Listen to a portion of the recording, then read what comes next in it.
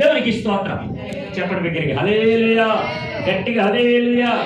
చూడండి, దేవుడు ఎంత పర్టిక్యులర్ గా, ఎంత పద్ధతిగా, ఎంత ఇంపార్టెన్స్, ఎంత ప్రాముఖ్యతనిచ్చి తాను ఎవరికైతే కుమారుని ఇచ్చాడో, ఎవరికైతే స్వాస్థ్యాన్ని అనుగ్రహించాడో, ఎవరికైతే 25 సంవత్సరాలు దేవుడు సన్నిధానంలో పడిగార్పులు కాల్చి లేదంటే ఎదురు చూసి ఎంతైతే దేవుడు ఇస్తాడనేటువంటి ఆయన మీద భారం మోపి ఎంతగా దేవుని కోసం ఆధారపడి దేవుని మీద ఎంతైతే ముందుకు కొనసాగుతూ వెళ్తున్నారో అటువంటి కుటుంబానికి దేవుడు ఒక కుమారుని ఇస్తే ఇచ్చిన కుమారుని అడుగుతున్నాడు దేవుడు. ఆమేన్.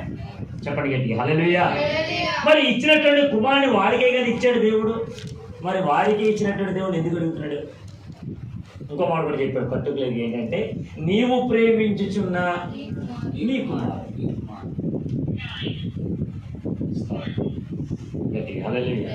నువ్వు ఎవరినైతే ప్రేమిస్తున్నావు నాకు తెలుసు. యేసు దేవత దేవుడు చెప్పిన మాట ఏంటంటే, ఇప్పుడు అబ్రాహాముకి దేవుడు 2 కుమారులు ఇచ్చాడు. ఆమె మరి ఇస్మాయిల్ అడగట్లేదే, ఇస్సాకుని ఎందుకు అడుగుతున్నాడు?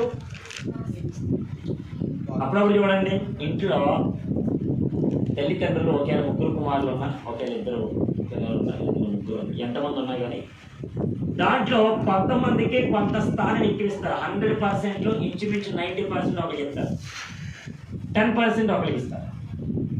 ఒకళ్ళు 2 అయితే, ఒకళ్ళు 3 ఎందుకో పంచుతారు. 30 30 30 10 నాకు. ఒకళ్ళు ఒక్కడే అనుకో, అండి ఒక్కడే అనుకో, మొత్తం అక్కడికే, మొత్తం గట్టిగా హల్లెలూయా. మరి ఇప్పుడు దేవుడు చూడండి, ఇదిగో నువ్వు ఎవరైతే ప్రేమిస్తున్నావో ఆ ఒక్కగానొక్క కుమారుడైనటువంటి ఇస్సాకును నాకు దహనబలిగా ఇవ్వాలి.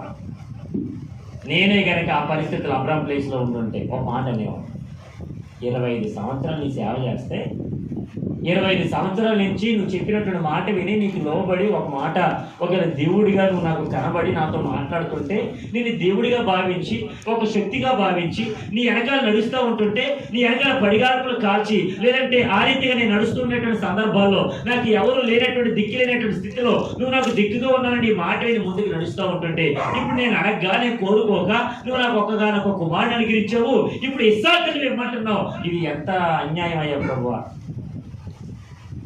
ఇంకో మాట కూడా అనేవ్వండి, దేవుడు అయితే నన్ను అడుగుతావా?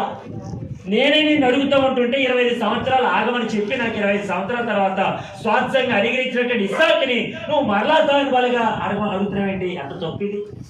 నేనేమన్నా అసలు నువ్వు దేవుడు కాదు. కొన్ని సందర్భాల్లో మనం ఎలా ఉంటామంటే, ఆనందం వస్తే చెప్పాలి, ఆనందం వచ్చిందనుకో, అబ్బా అసలు మనకంటే అసలు ఖర్చు పెట్టేవాడు కానీ మనకంటే ఆనందపడేవాడు కానీ మనలాగా గొంతులేసి ఎవడో ఉండడం. అదే సందర్భంలో చిన్నది ఏదైనా సంఘటన జరిగితే, శోధన వస్తే మనలాగా ఎదిరించేవాడు కూడా. అది దేవుడి విషయంలో కానివ్వండి, బయట మనుషుల విషయంలో కానివ్వండి, ఏ విషయంలో అయినా సరే మనలాగా ఉప్పుకుపోయేవాడు మరొకడు ఉండడు, మనలాగా ఎదిరించేవాడు కూడా రాడు. అందుకని దేవుడు ఒక మాట సెలవిస్తున్నాడు, ఇదిగో కుమారుడు యెహోవా అనుగ్రహించు స్వాస్థ్యం. అంటే నేను మీ కొరకు నా ఏకైక కుమారుడైనటువంటి యేసుక్రీస్తుని మీ కొరకైతే ఎలాగైతే ఇచ్చేసానో అలాగే నీ కుమారుడు నా కొరకు పెంచండి. అది మెయిన్. నా కొరకు తరిమిది చేయండి, నా పనిలో వారిని వాడబడినివ్వండి. నేను ఏ రీతిగా అయితే మీ కొరకు నా ఏకైక కుమారుని అనుగ్రహించానో మీ కుమారులు కూడా నా సేవా పరిచయంలో తరిగివ్వండి, నేర్పించండి. అప్పుడు వాడు, అందుకని హోమారు కదండి, సామెతల గ్రంథం 22వ అధ్యాయము 6వ వచనం, బాలుడు నడవలసిన త్రోవను వారికి నేర్పుము, వాడు పెద్దవాడైనప్పుడు దాని నుండి అక్కడ కుమారు సాక్ష్యం చెప్తూ ఓ మాట అన్నాడు, విన్నారు లేదు? మా కుటుంబీకులు ఎక్కడున్నారో నాకేం అర్థం కావట్లేదండి. అసలు ఈ సాక్ష్యం అమ్మమ్మ గారు చెప్పాలి. భర్త ఏమైపోయారు, పిల్లలు ఏమైపోయారు, కుమార్తె పరిస్థితి ఏంటి, అల్లుడు గారి పరిస్థితి ఏంటి, వాళ్ళకు కుటుంబ పరిస్థితి ఏంటి, ఇవన్నీ కూడా ఆలోచించి అమ్మమ్మ గారు చెప్పాలి. అసలు యాక్చువల్ మనోడు సాక్ష్యం చెప్పకూడదని అనుకున్నాడు, ఏమో ఎందుకో. మా కుటుంబీకులందరూ కూడా దేవుళ్ళు ఆరాధించాలండి. ఎప్పుడైనా చెప్పి సాక్ష్యం ఈ నెలలో మార్కులు వస్తున్నాయండి. ప్రార్థన చేయండి. మా అమ్మమ్మ గారికి ఒంట్లో బాగాలేదండి, ప్రార్థన చేయండి. నేను ఆయన గురించి ప్రార్థన చేయని చెప్పారు. మా అబ్బాయికి కరెక్టమ్మా నాన్న గురించి చెప్పాడన్నా విన్నావా? తప్పు చెప్పాను చెప్పింది నాన్న గురించి. నేను వెళ్ళలేదు, ఇంతమంది ఉన్నారు అడుగు.